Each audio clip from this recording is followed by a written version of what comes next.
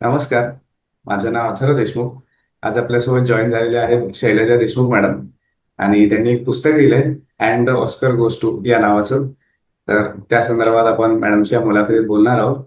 मॅडमचा मी सुरुवातीला थोडक्यात परिचय देतो. मॅडमनी ज्ञान प्रबोधिनी पुणे येथे 15 वर्षांहून अधिक काळ अध्यापन केले आहे. छात्र प्रबोधन या कुमारवयीन मुलांच्या मासिकाचे गेले 20 वर्षांहून अधिक काळ संपादक मंडळ सदस्य मॅडम आहेत. आणि गंधमोहरी काव्याचा भाग 1 व भाग 2 वाचलेच पाहिजे असे काही या पुस्तकांचे आणि इतरही काही पुस्तकांचे लेखन मॅडमने केले आहे. आणि मॅनेजमेंट आणि पर्सनॅलिटी डेव्हलपमेंट या संदर्भातील काही इंग्लिश पुस्तकांचे मराठी भाषांतर मॅडमने केले आहे. आणि मॅडमचं जे पुस्तक आहे ज्याबद्दल आपण मुलाखतीत बोलणार आहोत त्याबद्दल मी थोडक्यात सांगतो. शैलजा देशमुख यांनी and the Oscar goes to हे पुस्तक लिहिले आहे. पुस्तक 2010 साली प्रकाशित झाले आहे. आणि या पुस्तकाचे प्रकाशन नंदिनी पब्लिशिंग हाऊस या प्रकाशन संस्थेने केले आहे. अकॅडमी अवॉर्ड्स, ज्यांना सामान्यपणे ऑस्कर म्हटले जाते, हे academy of motion picture arts and sciences या अमेरिकेतील संस्थेतर्फे दरवर्षी दिले जाणारे पुरस्कार आहेत. चित्रपट क्षेत्रातील उत्कृष्ट कामगिरीसाठी हे पुरस्कार दिले जातात.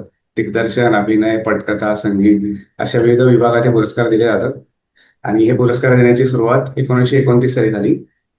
बेस्ट पिक्चर या विभागातील ऑस्कर पुरस्कार हा त्या वर्षातील सर्वोत्कृष्ट चित्रपटाला दिला जातो.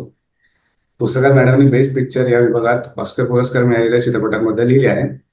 हा पुरस्कार मिळालेल्या पहिल्या चित्रपटापासून म्हणजेच 1929 पासून त्या पुस्तकाची पहिली आवृत्ती प्रकाशित होईपर्यंतच्या काळापर्यंत म्हणजे 2010 साली पुरस्कार मिळालेल्या चित्रपटापर्यंतच्या सर्व चित्रपटांवर मॅडमनी पुस्तकात लिहिले आहे.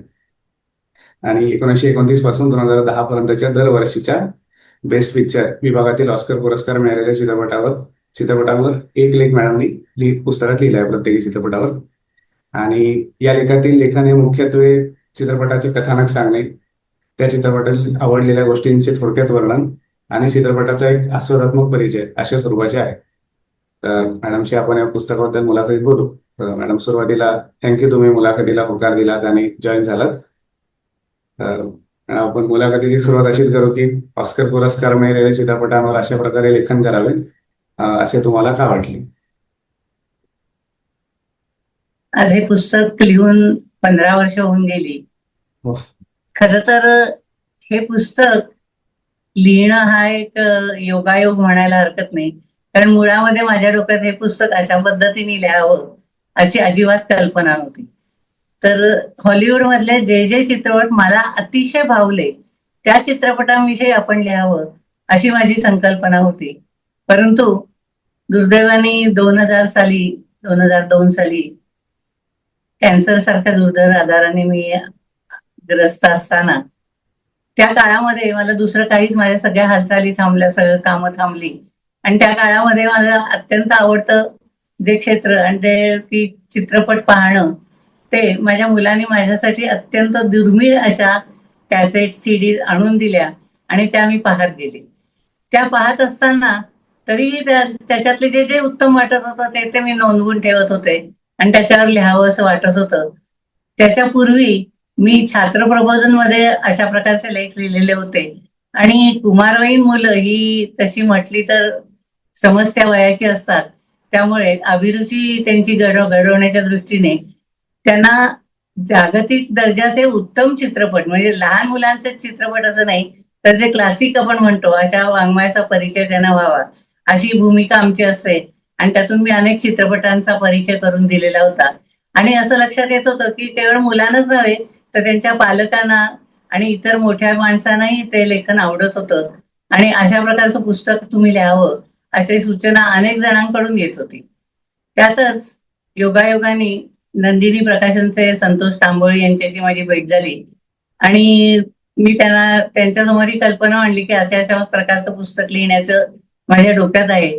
पण त्यावेळेला त्यांनी सुचवलं की तुम्ही जर मॅडम अशा प्रकारचं पुस्तक लिहिलं की इतिहासाच्या दृष्टीने ऑस्कर सुरू झाल्यापासून आतापर्यंत जे जे पुरस्कार उत्तम चित्रपट म्हणून ज्या चित्रपटांना मिळाले त्या चित्रपटांचा रसास्वाद जर तुम्ही लिहिलात तर अभ्यास करू इच्छिणाऱ्या विद्यार्थ्यांना त्याचा खूप उपयोग होऊ शकेल, हा आग्रह त्यांनी लावूनच धरला. आणि त्यानंतर खूप विचार केल्यानंतर माझ्याजवळ वेळ बराच होता. मी बरेच चित्रपट पाहिलेले होते. ती यादी पाहिल्यानंतर त्यातले काही आवडलेले, काही न आवडलेले असेही होते. पण तरीही त्याच्याविषयी लिहावं असं काय हरकत आहे प्रयोग करून पाहायला. अशा दृष्टिकोनाने या पुस्तकाचं लेखन मी सुरुवात केली. 82 चित्रपटांचं विषय रसास्वाद लिहिणं हे एक आव्हान होतं. पण तरी माझा स्वभाव थोडासा आव्हान स्वीकारण्याचा असल्यामुळे मी सुरुवात तर केली आणि त्याचं फलित आज ते पुस्तक प्रकाशित झालं असं म्हणता येईल. हो. आणि मॅडम, ऑस्कर पुरस्कारांबद्दल थोडक्यात सांगू शकाल का? म्हणजे आणि त्यांच्या चित्रपटसृष्टीत काय महत्व आहे असे तुम्हाला वाटते, आणि हे महत्व काळानुसार कसे बदलत गेले असे तुम्हाला वाटते? ऑस्करच्या निकषांचा विचार जर केला तर मुळामध्ये सुरुवात झाली ती 2029 ला पहिला हा सोहळा झाला. MGMनी त्याच्यामध्ये पुरस्कार पुढाकार घेतलेला होता आणि ही विंग्स या चित्रपटाला हा पहिला पुरस्कार मिळाला. त्यानंतर सुरुवातीला 5 चित्रपटांचं नामांकन करावं अशी कल्पना होती आणि त्यानंतर 2010 साली हे बदलून 10 चित्रपटांना त्यांनी नामांकन द्यायला सुरुवात केली. हे चित्रपट या निकषांमध्ये या नामांकनासाठी हे चित्रपट पाठवताना किंवा स्पर्धेसाठी पाठवताना त्या वर्षभरामध्ये 1 जानेवारी ते 31 डिसेंबर या वर्षभरामध्ये ते चित्रपट प्रकाशित झालेले असावेत असा निकष हा महत्वाचा होता. दुसरा महत्वाचा निकष म्हणजे अमेरिकेतले त्यांनी काही 6 भाग केलेले होते आणि त्या 6 भागांमधल्या कुठल्या ना कुठल्या तरी थिएटरमध्ये त्याचं सतत 7 दिवस स्क्रीनिंग झालेलं असलं पाहिजे अशी अशी अट ही त्यांनी ठेवलेली होती. तसंच काही ज्युरी हे नेमले जातात, अजूनही जातात. म्हणजे त्यांची संख्या ही त्यावेळी सुरुवातीला 500च्या आसपास होती. आज ती 5,000च्या वर म्हणजे बरीच असावी, कारण 10 साली मी जेव्हा पाहिलं त्यावेळेला ती 5,000च्या वर होती आणि दरवर्षी ती वाढतेच आहे. तर त्या ज्युरीनं ते चित्रपट दाखवले जावेत अशी संकल्पना आणि मग ते चित्रपट त्या विशिष्ट विभागासाठी म्हणजे उत्कृष्ट चित्रपट, दिग्दर्शक, कलाकार, तंत्रज्ञ अशा विविध कॅटेगरीमध्ये ते दिले जातात आणि त्या विभागातल्या श्रेष्ठ जे कुशल असे जे तंत्रज्ञ होते किंवा जे ज्युरी म्हणून निवडले गेलेले होते असतात त्यांनी ते पाहावेत आणि त्यांनी त्यांचं नामांकन करावं. आणि हे पहिल्या फेरीमध्ये घडतं आणि दुसऱ्या फेरीमध्ये सर्वच जण उत्कृष्ट चित्रपटासाठी आणि एकूणच दुसऱ्या फेरीमधलं नामांकन हे सर्वांच्या संमतीने होत असतं. आणि त्यानंतर नामांकन झाल्यानंतर काही काळानंतर ते चित्रपट नामांकन घोषित झाल्यानंतर त्याचा पुरस्कार सोहळा हा काही महिन्यांनंतर असतो. मला वाटतं साधारण 1.5-2 महिन्यांनंतर तो असावा. आणि वास्तविक पुढचा प्रश्न तुमचा काय होता यातला? हा मॅडम, म्हणजे त्या चित्रपटांचे काय महत्व आहे आणि ते काळानुसार कसे बदलत गेले. बरोबर. तर अशा प्रकारचा खूप मोठ्या प्रमाणावर दिले गेलेला पुरस्कार हे पहिलेच असल्यामुळे ऑस्करचं महत्व हे खूप मानलं जातं. आजही मानलं जाते. वास्तविक आज आपल्याला माहितीये की अनेक वेगवेगळे पुरस्कार दिले जात आहेत, की गोल्डन ग्लोब, बाफ्टा, नंतर कान्स, वेगवेगळे चित्रपट महोत्सव होत असतात जगभर आणि त्याच्यामध्ये नामांकन मिळणं, त्याच्यामध्ये पुरस्कार मिळणं हेही तितकंच महत्वाचं मानलं जातं. तरीही ऑस्करचं महत्व हे कमी झालेलं आहे असं दिसत नाही. त्याचं कारण कदाचित सुरुवात तिथून झाली, कुठली जिथून सुरुवात होते ती गोष्ट तिथे, आणि मुख्य म्हणजे अमेरिकेमध्ये सुरू झालेले. त्यामुळे अमेरिकेचा आणि हॉलिवूड ही चित्रपटसृष्टीची मायानगरी मोठी अशी समजली जाते.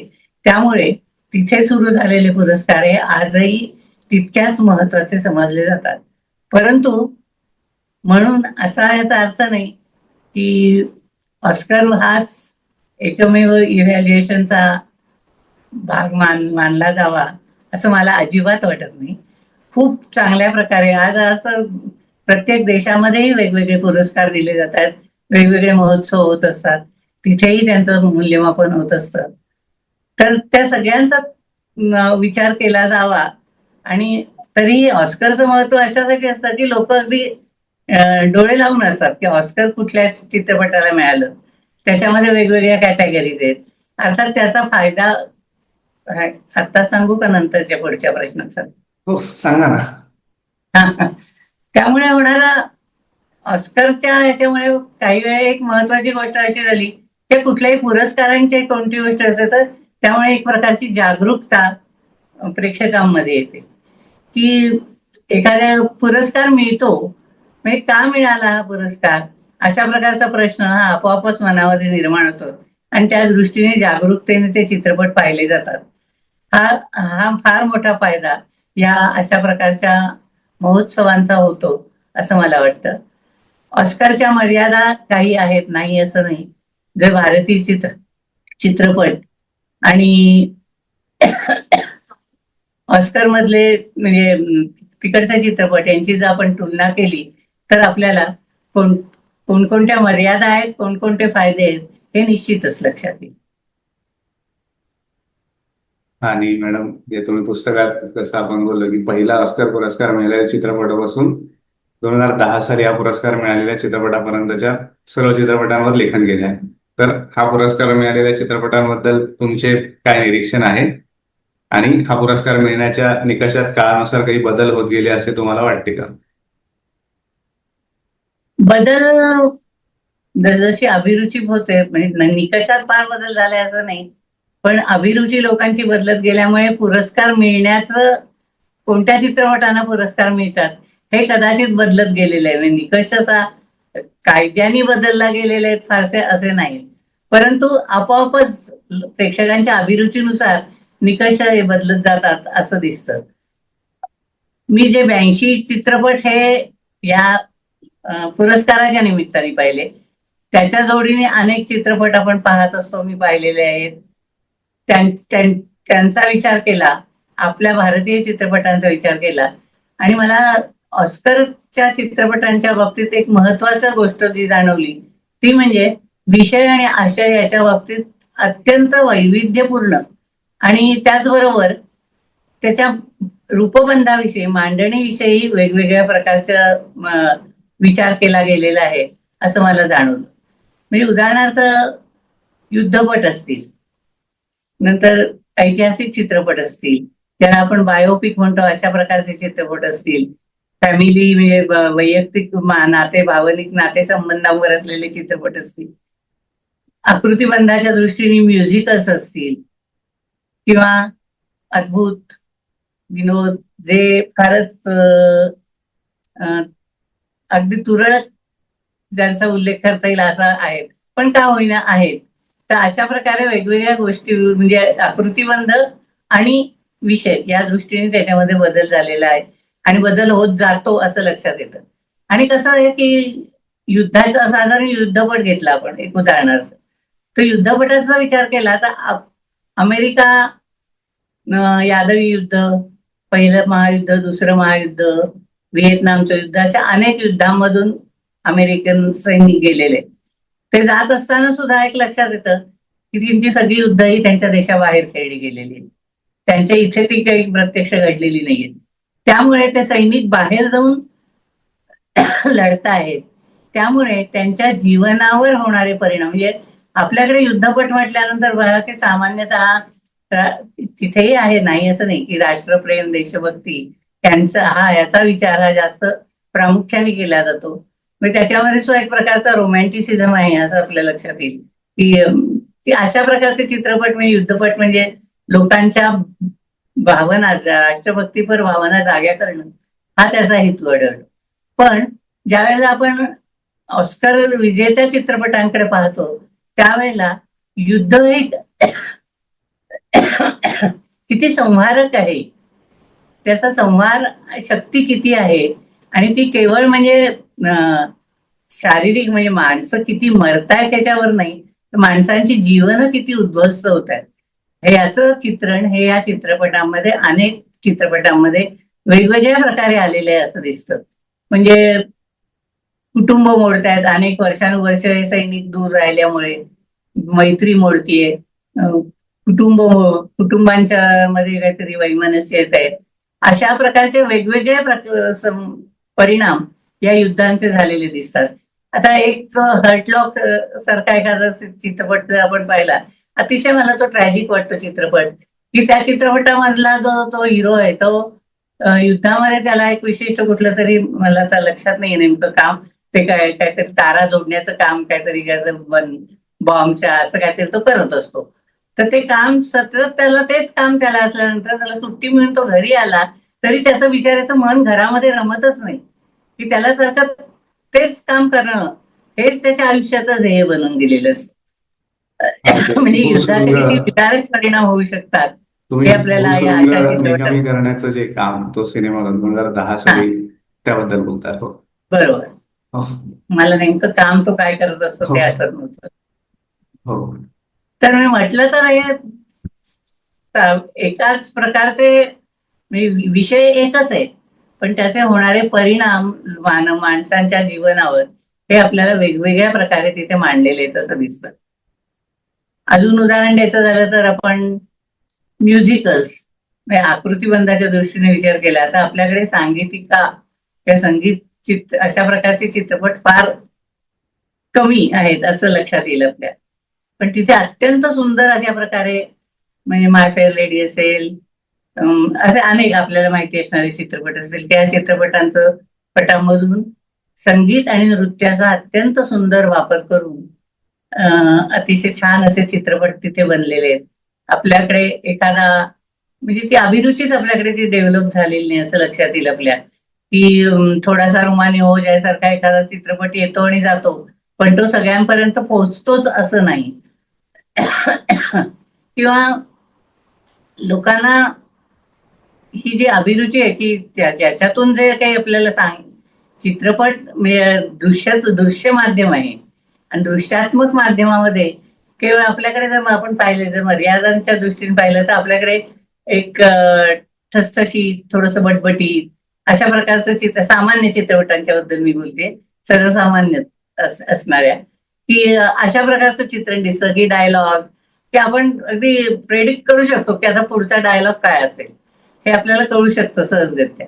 नंतर चित्रपटामध्ये अमुक प्रकारची नृत्यही असणारच अशा प्रकारचं, किंवा संगीत हे दोन्हीकडे सारख्या प्रकारे त्याला महत्व आहे असं आपल्याला लक्षात येईल. तरी त्याच दोन्हीचा परिणाम वेगवेगळा आहे. आपल्या इथे शास्त्रीय संगीताचा जास्त वापर केला गेलेला आहे, तिकडेही पार्श्वसंगीतामध्ये जास्त वापर केला गेलेला आहे असं लक्षात येईल. पण म्हणजे वेगवेगळ्या प्रकारे एखाद्या फॉर्म मध्ये, म्हणजे जर संगीतिका हा जर फॉर्म घेतला तर तिथे आपल्याला अनेक चित्रपट निर्माण झालेले दिसतात आणि वेगवेगळे विषय त्याच्यातून हाताळलेले दिसतात. म्हणजे केवळ रोमॅन्टिक चित्रपट आहेत ते असं नाही, तर अगदी वेगवेगळे असे चित्रपट तिथे हाताळलेले आहेत असं दिसून येतं. आता असं प्रत्येक विभागाबद्दल बोलता येईल की हो. काय त्याचं वैशिष्ट्य आहे ते. हो. आणि मॅडम म्हणजे तुम्ही पुस्तकात असे लिहिले आहे की सामान्यपणे सामान्यतः ऑस्कर पुरस्कार मिळालेले चित्रपट व्यावसायिकदृष्ट्या यशस्वी झाले होते. आणि हे सर्व चित्रपट तुम्ही पाहिले आहेत, तर अमेरिकेतील प्रेक्षकांची अभिरुची, आणि त्याबद्दल तुम्ही आता बोललाच थोडं तरी, अमेरिकेतील प्रेक्षकांची अभिरुची आणि भारतीय प्रेक्षकांची अभिरुची यामध्ये तुम्हाला कुठले फरक किंवा साम्य जाणवले, आणि जमल्यास काही उदाहरणे देऊ शकता का? म्हणजे अमेरिकन आधी महत्वाची काय गोष्ट आहे की अमेरिकेला सुरुवातीपासूनच वेगवेगळी करमणुकीची साधनं ही आपल्या आधी आलेली आहेत. आपल्याकडे चित्रपट हे एक महत्वाचं, सामान्य माणसाच्या दृष्टीने महत्वाचं करमणुकीचं साधन म्हणून चित्रपटाकडे पाहिलं जातं. पुन्हा हे मी विधान सामान्य माणसांसाठी करते, ज्यांची अभिरुची संपन्न जे निवडक चित्रपट पाहतात त्यांच्यासाठी नाही, पण सामान्यतः करमणूक हे एकमेव साधन म्हणून चित्रपटाकडे पाहिलं जातं. दुसरं एक चांगली गोष्ट म्हणजे आपल्याकडे बहुभाषिकत्व आहे, अनेक भाषा आहेत, अनेक प्रांत आहेत, संस्कृती विविध आहे. म्हणजे एकच संस्कृती जरी अनेकता एकता असली तरी सुद्धा प्रत्येक भागाची संस्कृती ही वेगळी आहे, तिथलं वातावरण हे वेगळं आहे असं आपल्या लक्षात येईल. आणि त्यामुळे जर भारतीय चित्रपट तुम्ही जर पाहिलेत म्हणजे वेगवेगळ्या भाषांच्यातले, तर ते खूप संपन्न आहे असं आपल्या लक्षात येईल. दुर्दैवाने ते सगळ्यांपर्यंत पोहोचत नाही हा भाग वेगळा, पण खूपच संपन्नता त्याच्यामध्ये. अमेरिकेमध्ये एकच भाषा आहे, एकाच भाषेमध्ये ते चित्रपट होतात. साधारणतः संस्कृती ही सामान्यतः एक प्रकारची आहे आणि आपल्या इथे मात्र वैविध्य खूप आहे, त्यामुळे त्याचा परिणाम हा चांगला. नंतर चित्रपटात संगीताच्या बाबतीत मला असं दिसतं की वाटतं की सारखं आहे. काही बाबतीत असं दिसतं ते अगदी आम्ही जे म्हटलं की सामान्यता जे आवडणारे चित्रपट हे सारखे असतात, म्हणजे कसं वेलमेड जे चित्रपट असतात अगदी ते कुठल्याही म्हणजे अमेरिकेत असो किंवा भारतात असो, म्हणजे डॉन सारखा चित्रपट अमेरिकेत तयार होईल किंवा इकडे आपल्याकडे शोले सारखा चित्रपट तयार होईल, तर दोन्हीच्या संस्कृती त्या अनुसार स्टोरीमध्ये फरक होईल, परंतु त्यांचं क्राफ्टिंग जे आहे ते सारखं आहे. त्यामुळे लोकांना ते तशा प्रकारचे चित्रपट हे दोन्हीकडे आवडतात असं आपल्या लक्षात येतं. म्हणजे काही ठिकाणी साम्यही आपल्याला दिसतं असं की अशा प्रकारचे चित्रपट सामान्यतः सगळ्यांनाही आवडणारे असतात. आणि थोडीशी अभिरुची संपन्नता ही अमेरिकेत जास्त आहे असं मला वाटतं चित्रपटामुळे. अर्थातच हे चित्रपट जे पाहिले जातात किंवा निर्मिती होते ते चालतात थिएटरमध्ये, आणि आपल्या इथे मात्र एक ठराविक प्रकारचे चित्रपट चालताना दिसतात असं आपल्या लक्षात येईल.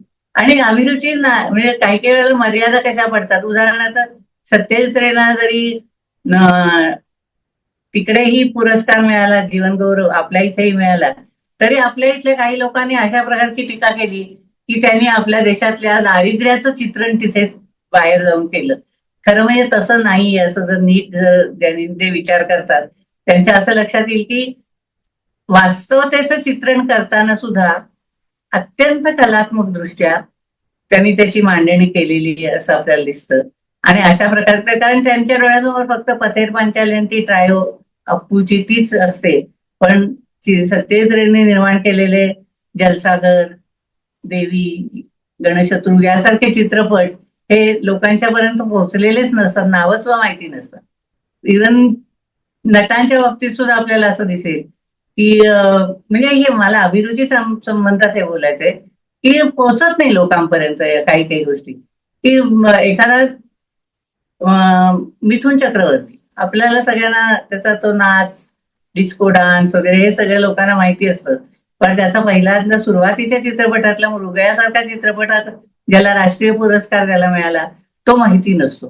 कदाचित पुरस्कारांच्या निमित्ताने जर कोणी अभ्यास करत असेल तर त्याला तो नक्की माहिती असेल आणि हा त्या पुरस्कारांचा नक्की फायदा आहे असं मी म्हणेन. किंवा साधा आपला अमजद खान, आपल्याला शोलेतला अमजद खान माहिती असतो, पण जसं मी सत्यजित रेंचंच उदाहरण सांगते की शतरंज के खिलाडी मधला तो पराजित असा जो अवधचा राजा आहे, त्याची त्यांनी केलेली जी भूमिका आहे ती इतकी अप्रतिम आहे की काही काही क्षणांनी काही मिनिटांचीच ती असेल भूमिका, पण ती पाहत असताना आपल्याला त्याच्या अभिनयाचं सामर्थ्य लक्षात येतं. ते कुणाला माहितीच नसतं. म्हणजे सर्वसामान्य लोकांपर्यंत अशा प्रकारचे चित्रपट पोहोचत नाहीत. आपल्याकडे समांतर चित्रपट ही एक वेगळी धारा मानली जाते. आणि ते आता साधी गोष्ट आहे की गमन सारखा चित्रपट मुंबईत पाऊल ठेवलं की मला गमनची आठवण झाल्याशिवाय राहत नाही की तिथल्या त्या टॅक्सी ड्रायव्हरचं ते जे जीवन आहे तो कुठून तरी आलेला आहे आणि तिथे तो एकटा राहतोय.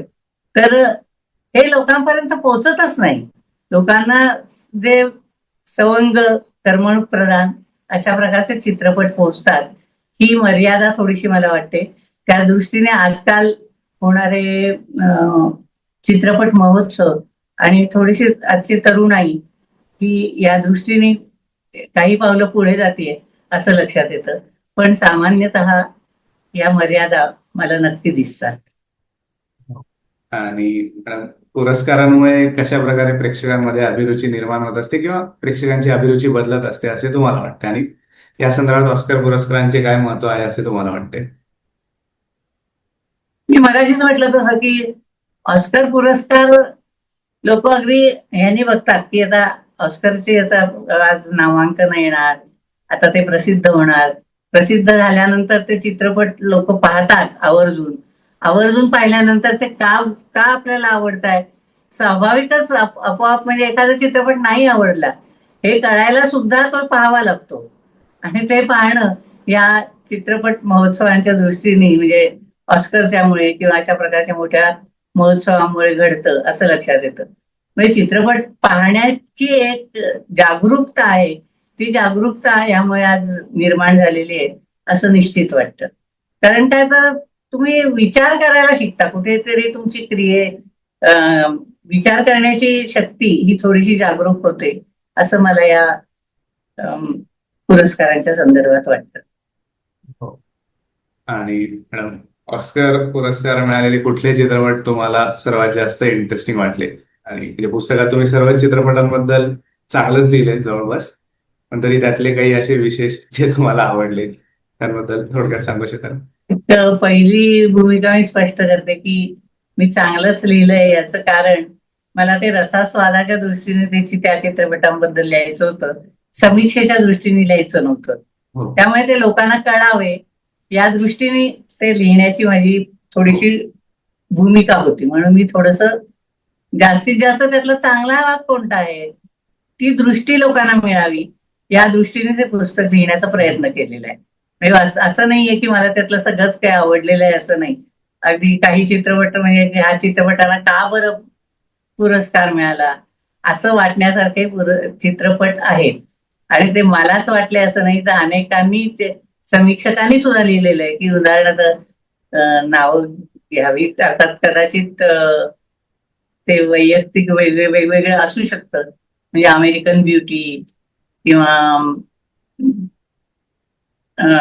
Greatest show on the earth यासारख्या चित्रपटांबद्दल या चित्रपटांना का पुरस्कार मिळाला उत्कृष्ट चित्रपटाचा, इतके ते वाईट आहेत अशा प्रकारची विधानं सुद्धा काहींनी केली. आणि त्याचबरोबर ते चांगले चित्रपट आहेत असंही म्हणणारे काही जण असतात. पण त्यातलं चांगलं काय आणि वाईट काय हे प्रत्येकाचं वाटणं हे वेगळं असू शकतं. अजून काय तुम्ही हा, म्हणजे तुम्हाला त्यातले काही विशेष जे आवडले आहेत त्याबद्दल ते थोडं सांगत असताना थोडस मी असं विचार केला की जे खूप प्रसिद्ध चित्रपट आहेत, म्हणजे उदाहरणार्थ माय फेअर लेडी असेल, ब्रिज ऑन द रिव्हर क्वाय असेल, लास्ट एम्परर असेल, अशा प्रकारचे जे सुंदर चित्रपट आहेत की जे सगळ्यांनाच माहिती आहेत त्यांच्याविषयी न बोलता मला त्यातले खूप वेगळेपणांनी असे जे वाटलेले त्याच्याविषयी एका 4-5 चित्रपटांविषयी सांगावं असं मला वाटतंय. कदाचित काही ना ती नावं सुद्धा वेगळी वाटतील. हो. त्यातलं आउट ऑफ आफ्रिका नावाचा चित्रपट आहे. त्याच्यामध्ये 2 भिन्न संस्कृतीतल्या एक युवक आणि युवती हे एकत्र येतात आणि त्यांचं ते एकत्र येणं हे अत्यंत सुंदररित्या त्यांची मांडणी जी आहे, दृश्यात्मकता त्यातली जी म्हणजे दृश्यात्मक माध्यम आहे याची जाणीव व्हावी असे इतक्या सुंदर पद्धतीने ते मांडलं गेलेलं आहे. आणि त्याच्यात बिथोवेनचं म्युझिक आहे, आफ्रिकन म्युझिक आहे, त्याचा एकत्रीकरण आहे. म्हणजे असं ते एकमेकात जेल झालेलं आहे अशा प्रकारचं असं दिसतं आपल्याला. त्या 2 संस्कृतींचा मिलाफ तिथे झालेला, नकळत झालेला दिसतो. त्यामुळे तो चित्रपट मला अत्यंत आवडलेला असा होता. दुसरं उदाहरण द्यायचं झालं म्युझिकल्स आपल्याला सगळे मोठे मोठे सगळ्यांनाच माहिती असतात. म्हणजे माय फेअर लेडी माहिती आपल्याला, नंतर जीजी माहिती असेल, त्याच्यानंतर साऊंड ऑफ म्युझिक माहिती असेल, ला ला लँड आता म्हणजे असे अनेक आपल्याला माहिती असतात. थोडासा वेगळ्या चित्रपटाविषयी मी बोलणार आहे, तो म्हणजे वेस्ट साईड स्टोरी.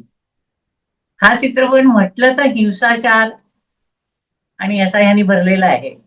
अमेरिकन शहरी संस्कृतीमधली आर्थिक आणि सामाजिक दृष्ट्या खालच्या थरातली तरुण मुलांच्या 2 टोळ्या, त्यांच्यातला एक मुलगा एका टोळीतला आणि मुलगी एका टोळीतली, त्यांचं हळूवार असं प्रेम प्रकरण आणि त्याच्यामध्ये ते प्रेम यशस्वी होईपर्यंत त्यांचा प्रवास आणि त्यांच्यामध्ये होणारा हिंसाचार याचं चित्रण हे अत्यंत सुंदररित्या नृत्याच्या साहाय्याने व्यक्त झालेलं आहे. म्हणजे अगदी सगळेच काही नट त्यातले प्रसिद्ध आहेत असं नाही, सगळी तरुण मुलं आहेत ती, पण त्यांच्या म्हणजे त्या नृत्याचा वापर, कलेचा वापर हा एक प्रकारे त्या हिंसाचाराकडून त्यांना चांगल्या गोष्टीकडे, प्रेमाचं खरं रूप कळण्याकडे नेतो. त्या असं चित्रण आपल्याला त्या चित्रपटामध्ये पाहायला मिळतं. म्हणून मला तो ते वेगळा म्हणून चित्रपट सांगावासा वाटला. तिसरा चित्रपट मी 2-4च चित्रपटांची उदाहरणं घेणार आहे. ब्युटिफुल माइंड हा तर आपल्याला सगळ्यांना माहिती असणारा चित्रपट आहे. मानसिक व्यथा असणाऱ्या, आरोग्यासंबंधी असणाऱ्या समस्या असणाऱ्या अनेक चित्रपट आपल्याला पाहायला मिळतात. पण अतिशय संयत अभिनय आपल्याला त्या या चित्रपटामध्ये पाहायला मिळतो. आणि ते एक नॅश हे मी म्हटलं तर थोडस बायोपिक सारखा म्हटलं तर आहे, आणि म्हटलं तर फिक्शन आहे. या दोन्हीचं मिश्रण त्याच्यामध्ये आपल्याला पाहायला मिळतं. म्हणून तो चित्रपट मला अतिशय आवडलेला होता. पुढचा चित्रपट मला ज्याचा उल्लेख करावा असा वाटतंय, तो तर अगदी वेगळा आहे. The last weekend. आपल्या दारूचं व्यसन सोडण्यासाठी तिथे सुधारगृहात राहून परत येणारा एक माणूस, आणि त्यातनं बाहेर पडण्यासाठी धडपडणं, आणि तरी ते म्हणजे त्यातून त्याचा जो होणारा मानसिक प्रवास आहे, तो प्रवास, त्याला होणारे हॅल्युसिनेशन आहेत वेगवेगळ्या, आणि मानसिक आरोग्य त्याचं बिघडणं आहे. आणि हे म्हणजे काही गोष्टी कशा असतात, हे सार्वत्रिक असतात. आणि त्या सार्वत्रिक म्हणजे कुठेही त्याचा तर वास्तविक हा विषय असा आहे की ज्याचं काहीतरी बटबटीत चित्रण सहज करता आलं असतं. कारण हा दारुडा माणूस आहे, आणि तो जे काही करतो ते असं मांडता आलं असतं. पण ते अतिशय साध्या पद्धतीने मांडलेलं आहे. आणि अक्षरशः म्हणजे आपल्याला हे कुठे आपल्या आसपास, आपल्या घरी, आपल्या भोवती कुठेही घडत असणारी घटना आहे असं तो चित्रपट पाहताना वाटतं. त्याच्यानंतर प्रसिद्ध असणारा एक चित्रपट मी उल्लेख करणार आहे, क्रॅमर वर्सेस क्रॅमर. 70 साली अमेरिकेमध्ये स्त्री स्वातंत्र्याचे वारे नुकतेच म्हणजे तिथे व्हायला लागलेले असतानाचे चित्रण त्या चित्रपटामध्ये आहे. आणि केवळ स्त्री स्वातंत्र्य नव्हे, तर स्त्रीच्या ज्या भावना आहेत, तिचं आईपण जे आहे, ते आईपण, या सगळ्याचं चित्रण आपल्याला त्या चित्रपटामध्ये पाहायला मिळतं. आणि विशेष म्हणजे आज 70 साली हा चित्रपट निघाला, आणि आज आपण 1926 सालामध्ये आहोत, तरी सुद्धा त्या स्त्रीची होणारी तगमग ही आजही तशीच आहे असं आपल्या लक्षात येतं. की कितीही जरी त्याच्यावर म्हणजे काही म्हणजे समस्या निर्माण होतात, नाही असं नाही, त्याचं स्वरूप कदाचित वेगळं असेल, पण स्त्रियांच्या बाबतीत हे आपल्याला निश्चित दिसतं. मगाशी मला थोडस कमतरतांच्या बाबतीत सांगायचं राहिलं, ते म्हणजे अमेरिकन या चित्रपटामध्ये, हॉलिवूड या चित्रपटामध्ये मला स्त्रियांच्या समस्यांबाबत फारसं चित्रण कुठेही फारसं आढळलं नाही. वास्तविक हा देश सुधारलेला आहे असं पण म्हणतो, पण आपल्या इथे जेव्हा चित्रपटांची सुरुवात झाली तेव्हा मदर इंडियामध्ये सुद्धा ती समर्थ स्त्री रंगवली गेली, आणि त्याच्यानंतर अनेक असे चित्रपट आले, आणि तिथे मात्र आपल्याला दिसत नाही अशा प्रकारचं चित्रण. हे मला म्हणजे आश्चर्यकारक असं वाटलं की हे खरोखर हा देश सुधारलेला आहे की नाही, असं अंतर्मुख करणारा असा विचार मला त्या क्षणी माझ्या मनामध्ये आला. दुसरी गोष्ट, जे विनोदी आणि अद्भुत याच्याविषयी मी म्हटलं, हे दोन्ही जॉनर आपल्याला माहितीये की अतिशय अवघड असतात, सोपं नसतं. विनोद ऐकायला आपल्याला हसू येतं हे सोपं असतं, पण तो सादर करणं फार अवघड असतं. आणि त्याचंच चित्रण आपल्याला दिसतं याच्यामध्ये. फारसे चित्रपट दिसतच नाहीत विनोदाचे. म्हणजे शेक्सपियर इन लव्ह सारखा एखादा चित्रपट दिसतो, पण त्या चित्रपटामध्ये तुम्हाला शेक्सपियरची नाटकं माहिती असावी लागतात, तर त्यातला विनोद हा तुम्हाला समजू शकतो. किंवा अद्भुतच्या बाबतीत निदान एखादं तरी उदाहरण आहे, म्हणजे लॉर्ड ऑफ द रिंग सारखा एखादा चित्रपट, तो कदाचित म्हणजे त्याचं चित्रण अत्यंत सुंदर म्हणजे केलं गेलेलं आहे. म्हणजे कदाचित तुम्हाला अद्भुत रस आवडत नसेल, म्हणजे मला स्वतःला आवडत नाही, फारसं काही प्रेम नाही, पण तरीसा तो चित्रपट मला खिळून ठेवला त्या चित्रपटाने. इतकं सामर्थ्य त्याच्यामध्ये, त्याच्या सादरीकरणामध्ये आहे, नाही असं नाही. म्हणजे अशा काही कमतरता या तिथेही दिसतात, आपल्या इथेही दिसतात, म्हणजे सर्वत्रच सार्वत्रिक दिसणाऱ्या अशा या गोष्टी. आणि सगळ्यांनाच आवडणारे, मला स्वतःला आवडणारे असे अनेक चित्रपट आहेत, पण वेळाच्या अभावी मी त्याच्याविषयी जास्त हो. बोलत नाही.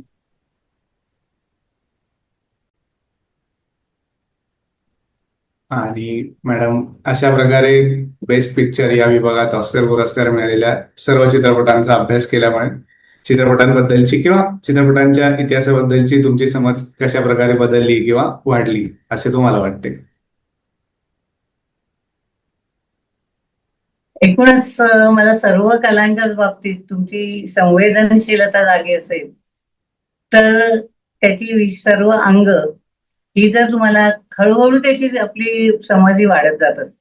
उदाहरणार्थ चित्रपटांचे बाबतीत म्हटलं तर अभिनय, कथा, सिनेमॅटोग्राफी अशी वेगवेगळी त्याची जी अंग आहेत ती तुम्ही जेव्हा ते चित्रपट चार वेगवेगळे पाहतो आपण, त्यावेळेला आपण तुलनात्मक नकळत पाहत जातो आणि त्या तुलनेने नकळत आपल्याला त्याचं हे महत्व किंवा त्याचं आपली जागरूकता ही वाढत जाते असं मला वाटतं.